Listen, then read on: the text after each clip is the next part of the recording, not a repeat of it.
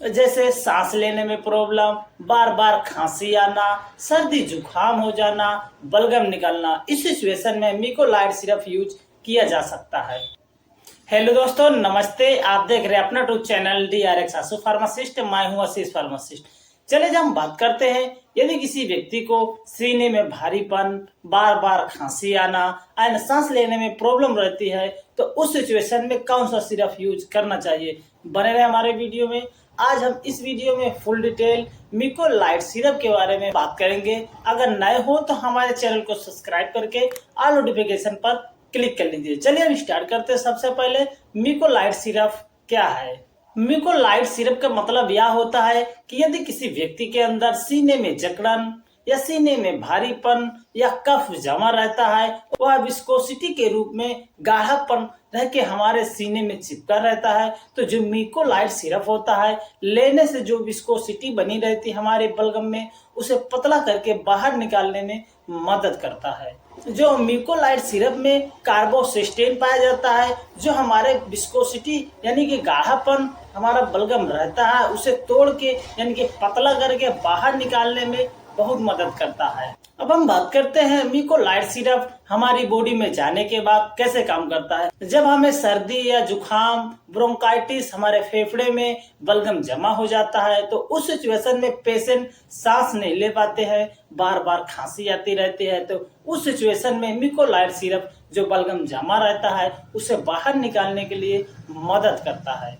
जैसे सांस लेने में प्रॉब्लम, बार बार खांसी आना, सर्दी जुकाम हो जाना, बलगम निकलना, इस सिचुएशन में मिकोलाइट सिरप यूज किया जा सकता है। मिकोलाइट सिरप लेने से जो बलगम हमारा टाइट यानी कि गाढ़ापन रहता है, उसे ढीला करके बाहर निकालने में मदद करता है। जो हमारे सीने में यानी कि छाती में जकड़न होती है, उसे कम करने के लिए मदद करती है। और जो सांस लेने में प्रॉब्लम होती रहती है, उसे सही करने के लिए मदद करता है। अब हम बात करते हैं मिकोलाइट सिरप किस किस सिचुएशन में यूज किया जा सकता है। यदि किसी व्यक्ति को बार बार खांसी आती रहती है, COPD, ब्रोंकाइटिस जैसे पेशेंट हैं, सांस लेने में प्रॉब्लम रहती है, बार बार खांसी आ जाती है, तो उस सिचुएशन में यूज किया जा सकता है।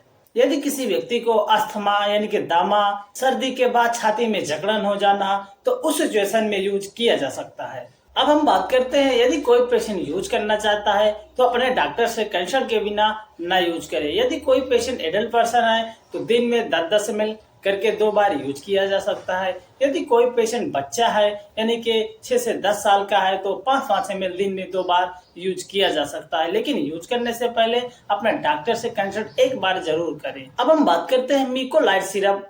यदि कोई पेशेंट ओवरडोज में बिना अपने डॉक्टर के कंसल्ट के बिना ले लेता है, तो उसे कुछ साइड इफेक्ट देखे जा सकते हैं, जैसे उल्टी होना, सिर दर्द होना, दस्त होना, चेहरे पर एलर्जी हो जाना।